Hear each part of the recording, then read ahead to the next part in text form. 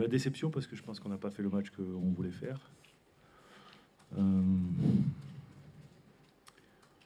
Et c'est vrai que du coup, on peut presque pas avoir de regrets parce qu'on n'en a pas fait assez pendant le match pour obtenir un meilleur résultat. Donc la déception est là. Je pense on a les qualités, on a les possibilités de faire beaucoup mieux. Et c'est vrai que notre première période a été assez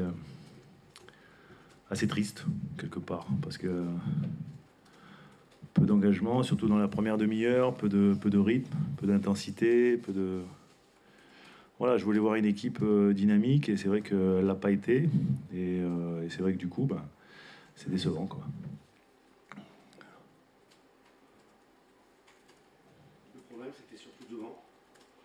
Ouais, c'est vrai qu'on n'a pas été juste. On a manqué de fluidité, on a manqué de justesse, on a manqué de beaucoup de choses. De qualité technique aussi dans nos enchaînements. Mais après, j'allais dire que c'est presque aussi un constat global, collectif. Il n'y a pas que les joueurs de devant. Alors c'est vrai que Franck Honora a été diminué.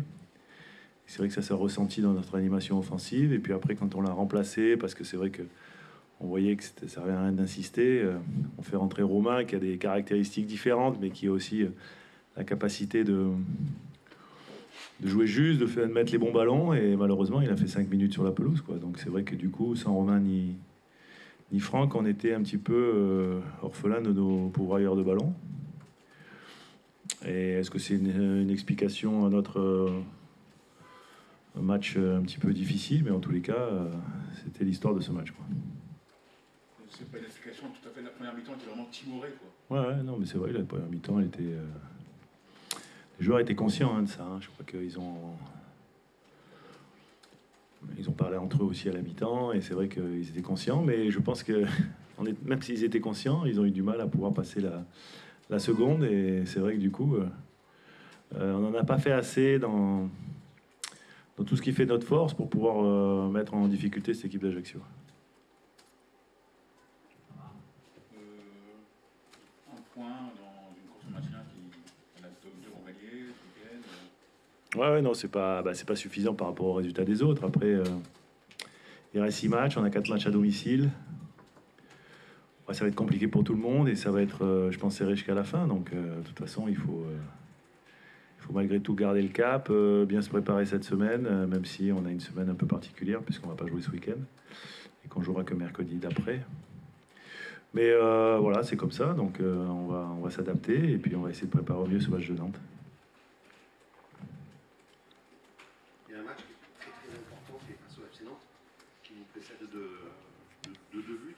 Le fait justement qu'ils vont jouer la Coupe de France, tu vas avoir une plage de 10 jours. Eux, ils auront joué la Coupe de France. C'est compliqué à préparer ça?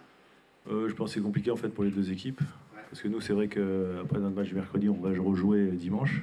Alors que notre adversaire qui sera Lorient, on va jouer le week-end et donc on aura beaucoup plus de récupération. Donc on subit un peu le calendrier. Maintenant, après, c'est comme ça, il faut s'adapter. Donc forcément que ça va être un match important, mais tous les matchs sont importants jusqu'à la fin de la saison, quoi qu'il arrive. Donc voilà, on va essayer de le préparer de la meilleure des façons. On va essayer de s'adapter aussi, parce que faire une semaine de 10 jours, c'est aussi très compliqué. Donc voilà, on va voir comment on va organiser tout ça. Olivier Serrand doit tirer un point positif de ce match pour la CA, c'est d'avoir mis fin à la série de défaites.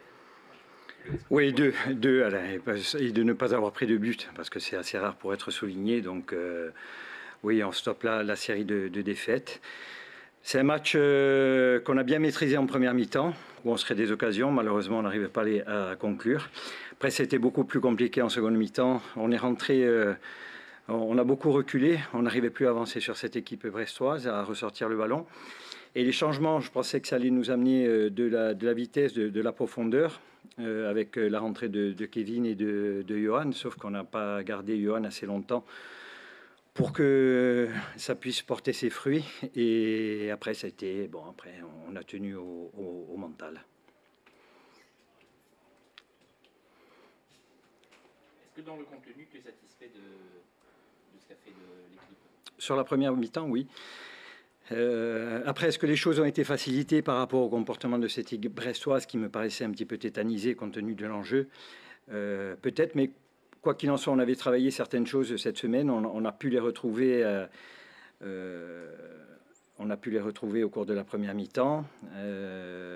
Et donc, il y a quand même une satisfaction par rapport à ce qui a été fait. Ouais. Vous attendiez pas à ce que Brest soit très bas comme ça? Non, très bas. Et puis sur le plan offensif, je les avais vus faire quand même des choses beaucoup plus intéressantes sur les matchs précédents où ils avaient obtenu de bons résultats. Mais je comprends tout à fait qu'ils puissent être dans cet état, hein, parce que c'est crispant, c'est très, très compliqué. Ils avaient eu le résultat du match de Strasbourg juste avant le début de la rencontre. Donc il y avait quasiment un impératif pour eux de ne pas perdre. Donc savoir si on doit attaquer, faire en sorte de ne pas prendre de but, c'est toujours compliqué.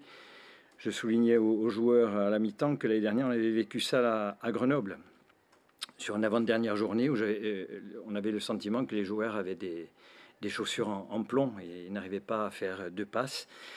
Derrière, je pense que ils ont su réagir en seconde mi-temps. Nous, on a été, encore une fois, un peu trop attentiste sur le début de la seconde mi-temps. Et quand on sentait que peut-être Kevin pouvait nous amener, on a été réduit à 10. On a lutté jusqu'au bout pour préserver ce point, pour gagner ce score, gagner ce point et préserver le score. Ouais. On a vu Mika Barreto sortir avec une pointe de glace sur la cuisse.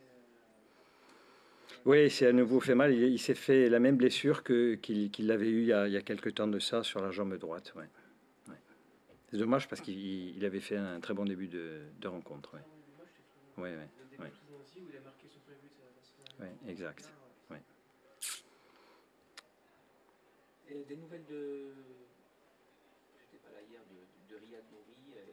C'était un choix, ça. C'était un choix. Oui, oui. Moralement, ça fait du bien quand même de pas encaisser de but, de prendre un point. Oui, oui. L'équipe quand même. Bon. Oui, on n'a pas beaucoup. À la conférence de presse, j'avais dit qu'on n'a pas beaucoup de ressorts sur le fait d'arriver à motiver les joueurs. Donc, on leur avait fixé 2 challenges. On savait que Brest était très performant sur coup de pied arrêté. Leurs 5 derniers buts, ils ont marqué sur coup de pied arrêté. Donc, Titi leur avait fixé un challenge. Voilà. Donc, si on prenait pas de but sur coup de pied arrêté, déjà, ils en gagnaient un. Et puis après, l'idée, c'était de stopper la série de défaites. Alors, ça a été fait. On aurait aimé avoir un peu plus de joie dans le vestiaire en gagnant. Faute de ne pouvoir le gagner, on a su ne pas le perdre aujourd'hui, dans des conditions difficiles sur la seconde mi-temps. Donc, malgré tout, il y a une satisfaction. Voilà. Maintenant, il y a une série de matchs de prestige qui nous attend. Mais il va falloir aller montrer beaucoup de courage et beaucoup de fierté au cours de ces rencontres pour arriver à exister et à prendre aussi du plaisir. Voilà. C'était quoi le sentiment dans le vestiaire là? Plus de frustration, tu l'as déjà senti peut-être? Non, parce que quand on termine à 10 comme ça, on a le sentiment d'avoir tout donné. Donc, c'est pas à la limite, à la mi-temps, il y a peut-être un peu de frustration par rapport au fait de ne pas avoir réussi à marquer. Mais sur la fin de match, non, une satisfaction d'avoir stoppé cette spirale négative, tout simplement. Comment vous allez aborder ces matchs que tu appelles de prestige maintenant, en étant libéré de toute contrainte au niveau du classement? Oui, mais peut-être que notre première mi-temps, ça a joué aussi ça. C'est-à-dire qu'on a senti des joueurs qu'il y avait un peu plus de fluidité dans notre jeu que ces derniers temps. Donc, alors, on aura affaire à des adversaires peut-être supérieurs à cette équipe brestoise. Ça sera peut-être plus compliqué, mais quoi qu'il en soit, c'est toujours agréable de jouer quand on est joueur, de jouer contre des équipes de ce standing, des joueurs, des grands joueurs de football. Donc, naturellement, la motivation va venir d'elle-même. Mais il va falloir être très précis dans ce qu'on fait et montrer beaucoup de solidarité pour pouvoir sortir avec quelques points de ces matchs-là.